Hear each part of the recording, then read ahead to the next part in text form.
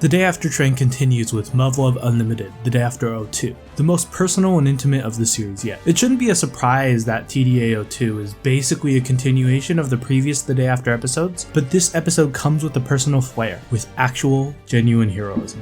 My Muv-Luv Unlimited The Day After impressions will assume that you've played through at least the original Muv-Luv, Extra and Unlimited arcs, since there are inherent spoilers that cannot be avoided. So please play those first, or read our review on them if you continue on to this one. Also, if you want thoughts on the release structure and the new engine, please read or watch The Day After impressions for episode 0 or our review of The Day After. Set right after TDA01 and the defense of Seattle, we follow Hibiki dealing with the repercussions of his actions at the end of it. TDA02 deep dives into Hibiki's past, and he's forced to confront who he is, overcoming the conflict between his past and his new identity as a hero. Through flashbacks, we get to experience more of Hibiki's backstory and how he reconciles with that time, trekking through the barren wasteland of a gravity-bombed USA without any traces of civilization. The horror stories and terrible actions that result from those extreme conditions. It builds an inner conflict between who he is and who he was back then, and it results in really compelling and engaging storytelling.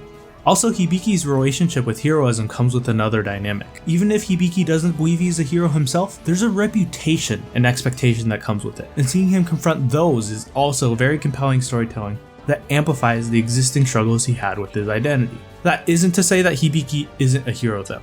In the last few hours of TDA02, the things he does truly felt epic and heroic in ways I haven't seen in ages, which is greatly appreciated in an age where heroes truly feel dead. There are other side conflicts that are handled really quite well, primarily squadmate Miyono Shizuku's coming of age story that really struck home the more personal and intimate vibe of this episode. All of the components of this work really add up to build a satisfying Muv-Luv. But while its storytelling is great, it's absolutely the kind of storytelling that one would expect from Muv-Luv and feels far more typical than the others as a result. The only other complaint was in pacing. It's almost a bit ridiculous how slow TDA02 is at the beginning, feeling like we're brought back to square one, or a calm before the storm. It's then a slow march to the inevitable that we were faced with TDA01, but we're sidetracked by war. So often war between humans and nations is speculated and discussed in Muv-Luv, but rarely did we actually see it play out.